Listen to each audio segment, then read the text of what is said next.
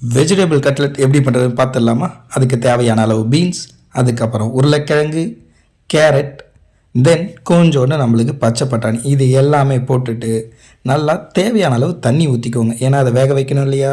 அப்புறம் தண்ணி ஊற்றிட்டு தேவையான அளவு கொஞ்சோண்டு உப்பு இதை போட்டு இந்த மாதிரி நல்லா வேக வச்சுக்கோங்க. ஏன் வேக வைக்கிறேன்னா, அப்போ தான் நம்ம ஸ்மாஷ் பண்ணும்போது நம்மளுக்கு நல்லா ஸ்மாஷ் ஆகும். இந்த மாதிரி நல்லா ஸ்மாஷ் பண்ணி எடுத்துக்கிட்டோன்னா அதுக்கப்புறம் நம்ம ஒரு கடாயை வச்சுக்கலாம்.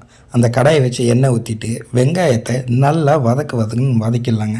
ஏன்னா இந்த மாதிரி பொன்னிறமாக வதக்கினதுக்கப்புறம் நல்லா சாப்பிட்றதுக்கு நல்லா டேஸ்டியாக இருக்கும். தென் நம்ம ஸ்மாஷ் பண்ணி வச்சுருக்க வெஜிடபிளையும் இது கூட மிக்ஸ் பண்ணிவிட்டு நல்லா கலக்குன்னு கலக்கிக்கலாங்க. இதுக்கப்புறம் தேவையான அளவு கரம் மசாலா போட்டு மறுபடியும் நல்லா கலக்குன்னு கலக்கிக்கோங்க.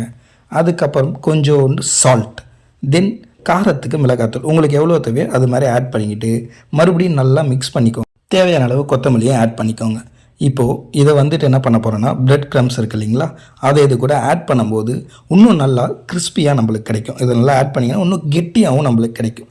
தென் இதையே இன்னொரு மெயின் ஐட்டம் இருக்குங்க. இந்த மாவில் போட்டு நல்லா டிப் பண்ணிவிட்டு எண்ணெயில் போட்டு பொரிக்கும் போதும், தென் பேனில் வச்சு நம்ம நல்லா தவாவில் வச்சு எடுக்கும்போது செம்ம கிறிஸ்பியாக வருங்க.